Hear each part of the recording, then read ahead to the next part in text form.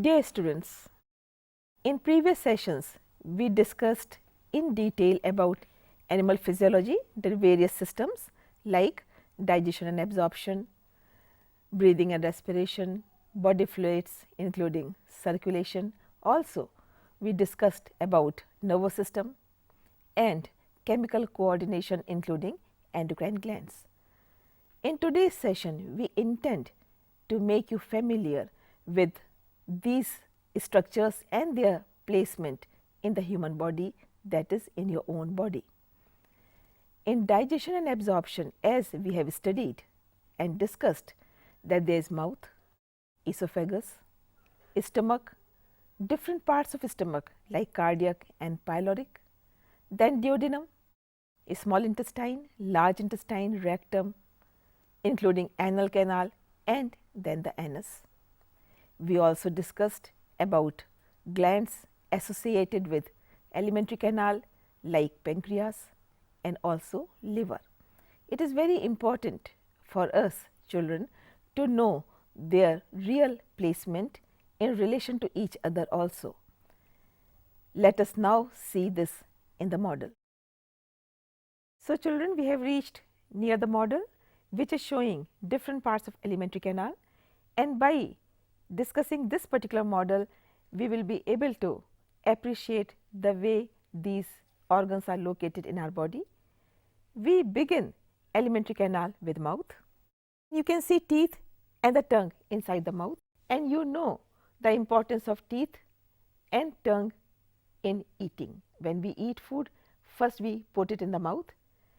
Teeth will help in mastication and tongue will help in rolling of the food.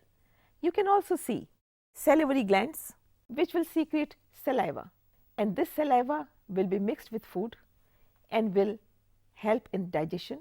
That means the process of digestion will begin right in the mouth. From mouth the food will travel through this esophagus, is a tube which is connecting mouth with the stomach. No digestion will take place in esophagus. It transports food. And how does it transport? There is movement called peristaltic movement which goes at a particular pace to push food from this part to this part and finally to the stomach. For that reason, peristalsis goes on in every part of alimentary canal. That is how food is moving in a forward direction in a particular pace with a particular speed, what is required for it to be digested and absorbed. The muscle contraction in esophagus is important, that pushes food down. If that was not there, if muscle contraction was not here in esophagus, then food will not move from mouth to the stomach, and that will mean that digestion will not take place. So, that movement becomes very important. Coming to stomach, this is stomach. This is cardiac part of the stomach and this is pyloric part of the stomach. That means stomach is connected to esophagus on one side and duodenum on the other side. Obviously, there are continuation gaps and there should be some kind of sphincter. What kind of sphincter? Which will allow food to move from here to here, but not from stomach to the esophagus. Children, you should appreciate that stomach secretes enzymes plus hydrochloric acid to disinfect the food, and wall of stomach is especially designed to resist acidity. Other parts of alimentary canal are not designed to resist HCl effect. That means once food reaches stomach, it is mixed with HCl, hydrochloric acid. Now, if it moves back to esophagus, it is going to create problem because acid will also move and that acid will be injurious to the muscles of esophagus. Children, you must have experienced sometimes if you have eaten little more or you are eating very quickly, sometimes little food comes back to the mouth and that gives you acidic touch or acidic filling, that is this acid which has come back from this point to that point, that is called reflux. It should not happen under normal circumstances, but sometimes you do experience this. Once the food reaches stomach, churning takes place, mixing of enzyme, digestion begins, and at this point, this is the pyloric sphincter, and when food is pushed to the duodenum, which is next part of alimentary canal, then again you have a sphincter. After this, food is reaching the duodenum and it should not come back to stomach. Duodenum from here till here. This is important for two reasons. One, the bile from liver is delivered here, and pancreatic juice from pancreas is delivered here. This is liver and this is pancreas.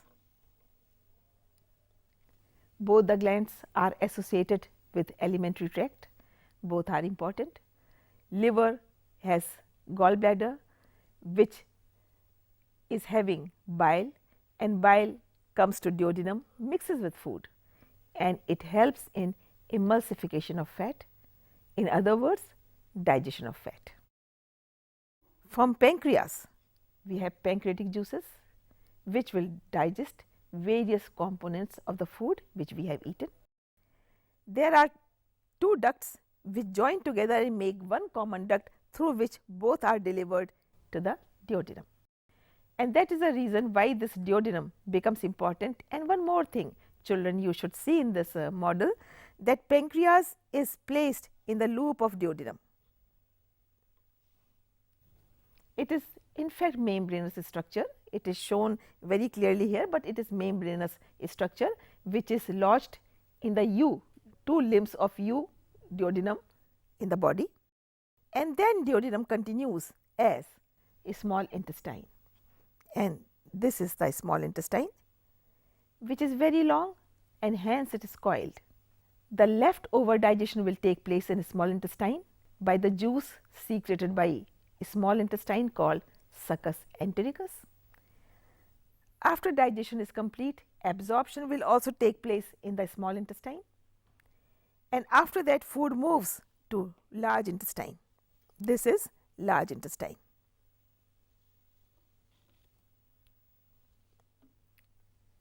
In the large intestine, no further digestion will take place. At the most, absorption of excess water will take place, and if you go to toilet once in a day in the morning, then your system is fine, and if your fecal matter remains in the rectum for longer time, then what will be reabsorbed? Only water, hence it will lead to constipation. So, having good toilet habits will also be good for you, otherwise you may have problem in this area of your alimentary canal. The large intestine continues as rectum, anal canal and the anus, through which you throw fecal matter out. Do not forget to see this appendix. You have heard about appendix?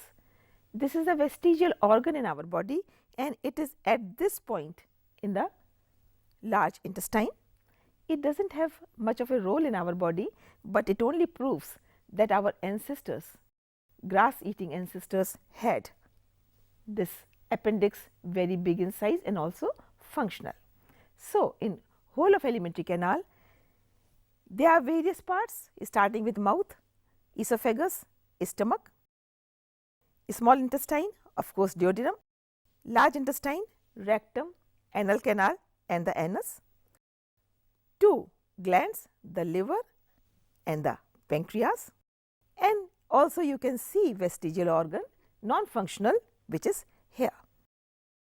So, children, in this model we have seen placement of various parts of alimentary tract starting from mouth, esophagus, stomach, duodenum, small intestine, large intestine, rectum, anal canal and anus. We have also seen the placement of liver and the pancreas, their ducts leading to duodenum. We have seen teeth and tongue in the mouth and also the salivary glands which secrete saliva and salivary enzyme. We have seen relationship between the different parts of alimentary tract, and with this we come to the end of discussion of this particular model.